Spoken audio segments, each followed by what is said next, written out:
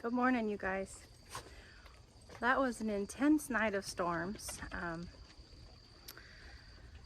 I didn't even catch some of the bigger, booms because I'm scared to be that,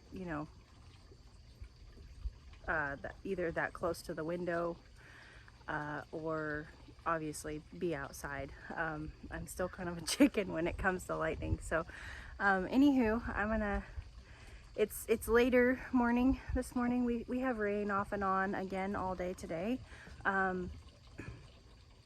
So we'll see what we get done. It was a little bit of a I'm a little tired and a little groggy, wonky because of getting woken up several times last night by storms.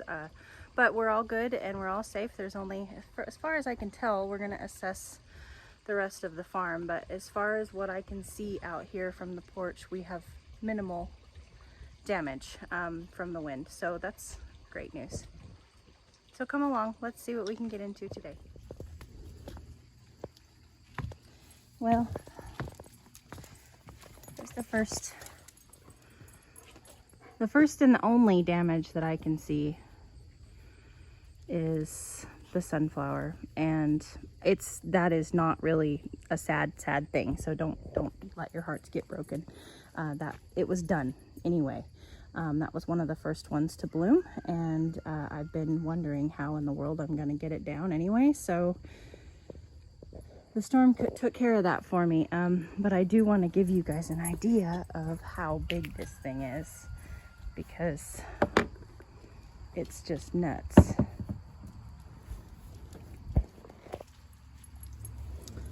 So that is the stalk. Now mind you, I do have small hands, but my fingers don't touch by an inch. This in itself is, it's every bit of 10 feet as far as the stalk goes.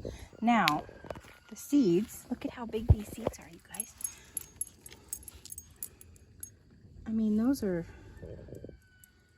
Those are huge. You gotta figure it's an inch from each crack in my knuckle. How was that trip, you guys? Freaking Labrador just took you out. So it's an inch from, crack to crack on the backside of my knuckles. So they promised more than an inch, and it is more than an inch. So these are gigantic sunflower seeds. And they say when you grow sunflower seeds, it's best to grow the mammoth varieties because they are bigger and more edible. But look at the size of that seed. Holy cow.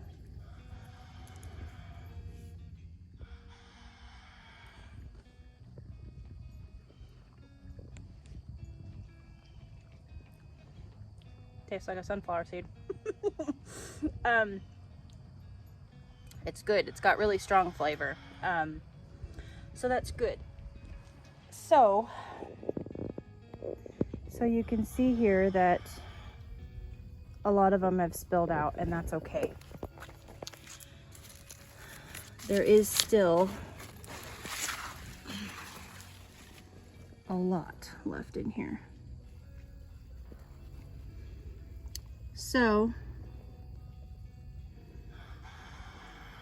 I am going to go ahead and harvest this. And oh, that's a bummer. Let's see here. There's a melon right there. I wonder if I can unwind this to where this melon will survive.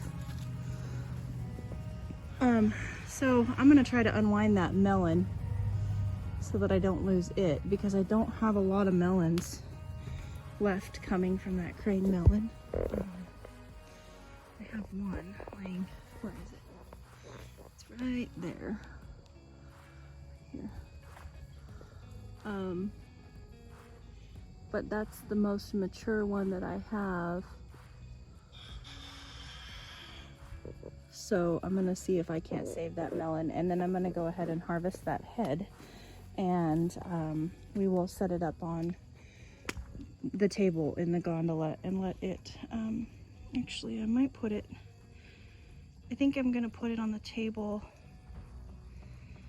in the garage to keep the birds from harvesting it, because I want to harvest the seeds from this one. This is the biggest head I have, and I mean that's how big that head is, you guys. It's Epi, come here. Right here. Come here. Epi, come here. Come here. Sit. Sit. Please. Stay. So that's how big that head is. It's monstrous. Good girl, okay. Okay, thank you. Just a little side note while I'm walking by it. This is the rain that we got last night, just under 2 inches. That's a good, nice saturation for the garden. Okay, so there she is, and you can see just how big she is. And these guys are, they're ready to harvest. So you know when the pollen is, you know, done being used and it starts to fall off. And this is what happens. This is the green and yellow part of the sunflower that we generally see, that we pay attention to because it's iridescent and beautiful, and it's the pollen. And behind this pollen, these little tiny casks, or whatever you want to call them, is the seeds. And these seeds are just nestled in. You can see right there. They're just nestled in, and they come right out, easy peasy.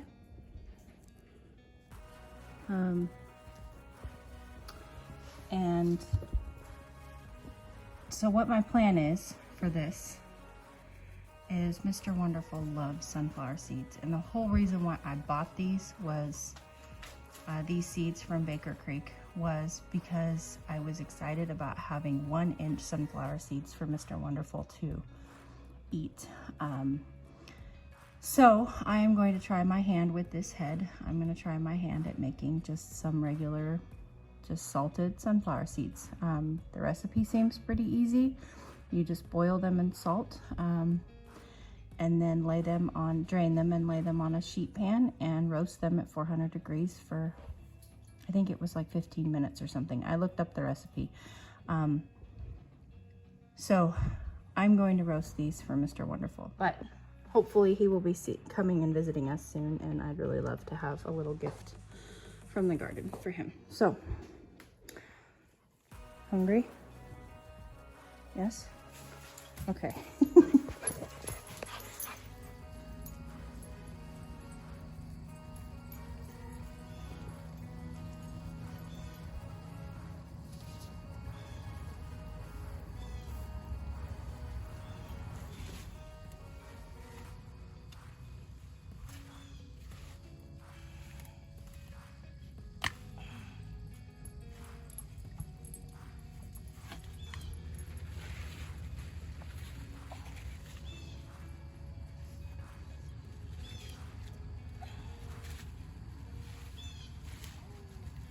Cows love this.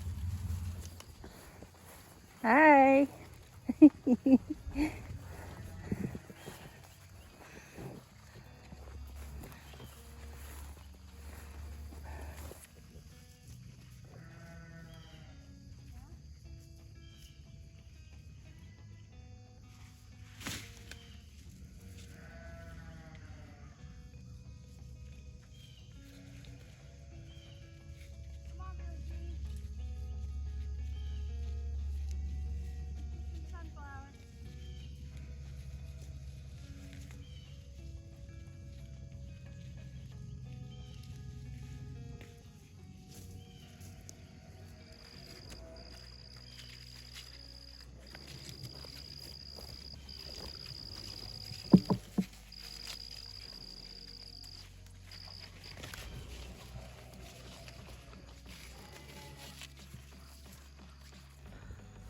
You guys can see that it's just gray. Lots of rain, lots of fog.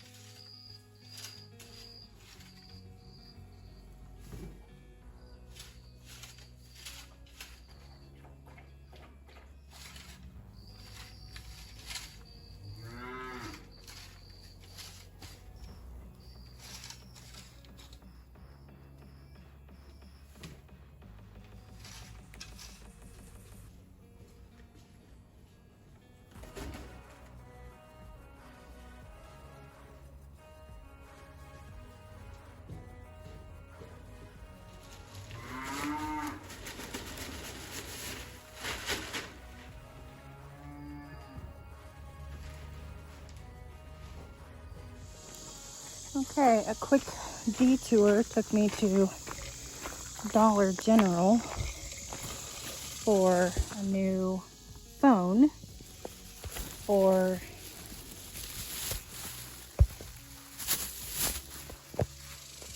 the groom shop because the lightning took out not only the battery and the router for the internet and my telephone service, but it also took out my telephone in the groom shop for my landline. So there's been a change of wardrobe and change of plans. So I had to go to town, and now I'm back, and I'm gonna get this phone set up, and then we'll get back to working on the farm. Oh, jeez, Louise. And I am on to planting, working in the garden. I spared you guys the weedy whacking. You're welcome. I've got my soda here.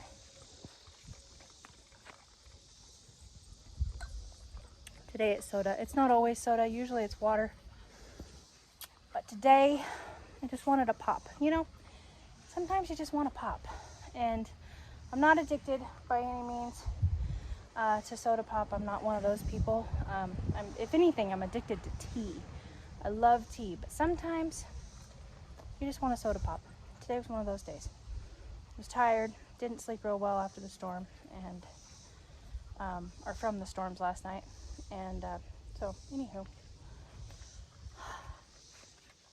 oh, it's glorious under here. So I am on to planting, and here's the deal.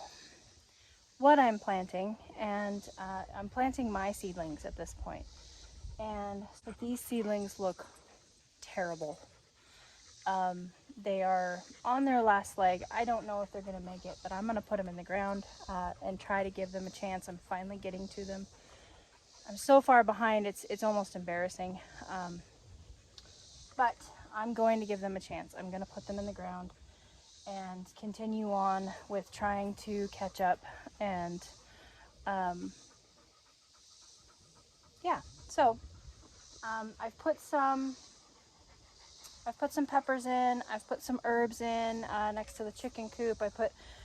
I'm doing hot peppers out in the market garden, sweet peppers here. I've put some eggplants in, and right now I'm moving on to like ground cherries.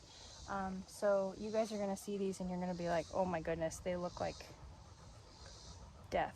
Well, they kind of do. Full disclosure, they kind of do. So here they are. Here's my Aunt Molly's ground cherries. How embarrassing is that? And this is a pepper. So I mean, they're trying. Look at the ground cherries. They're trying. So I'm gonna go ahead and put them in. I've put some eggplants in. I've put some peppers in. They're stunted. I know that. They may not do anything, but you know what? If I stick them in the chicken coop, I know they're not gonna do anything. So I'm gonna give them a chance and see how they do. I've got enough space, so that is what I'm doing at the moment. Okay, I got ground cherries in, eggplants in. There is, so it's Aunt Molly's ground cherries. The eggplants are of different varieties. Got some peppers in, including, there's a violet sweet, an Asti Rosso, there's a Sugar Rush peach over here,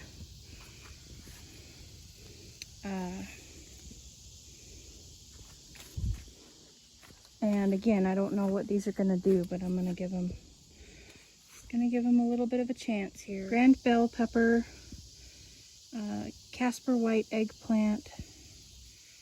There's a Quadrado di Asti Rosso pepper here. There's a Black Moon hybrid eggplant here. Poblano pepper in.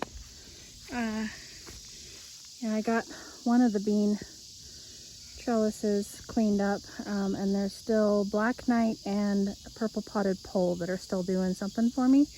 Actually, I just saw that. I thought there was more.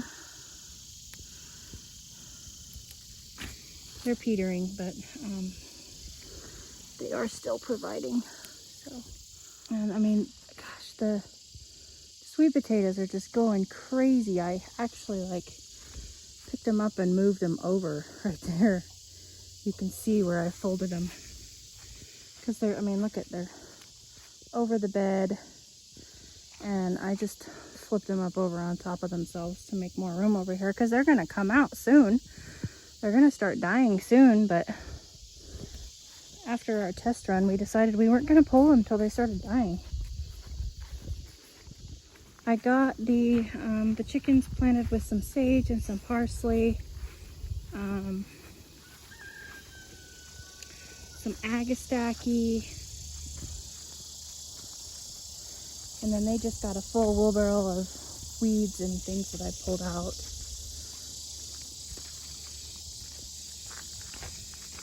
And I got these 2 pots back here planted up.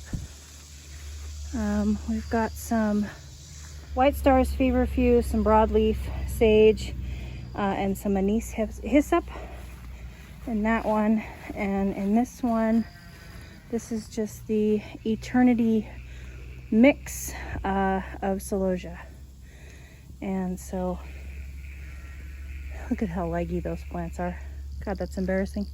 But, and then out here we planted cayenne. This is Trepidera Werner. There's Tabasco.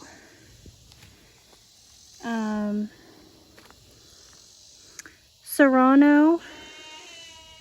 And that's the Datil. That one's super duper hot. And of course, we have a dead grasshopper and our cute little watermelon. So I'm starting to get these pots cleaned up and replanted as well. We did a good job eating this down today, though.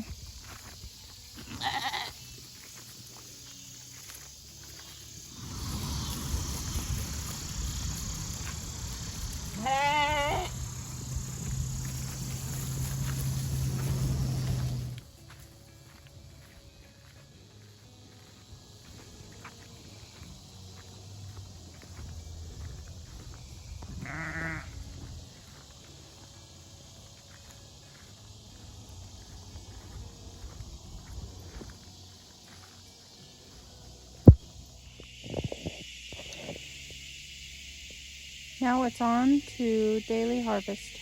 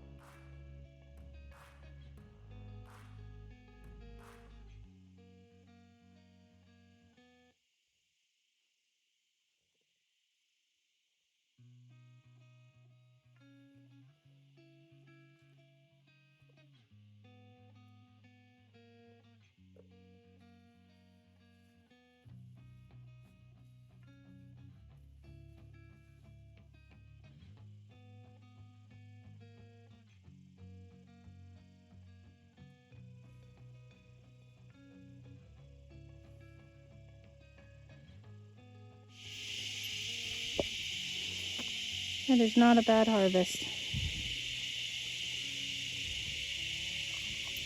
These tomatoes are beautiful.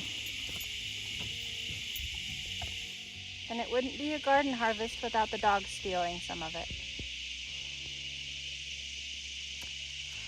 I have spent the whole day with you guys.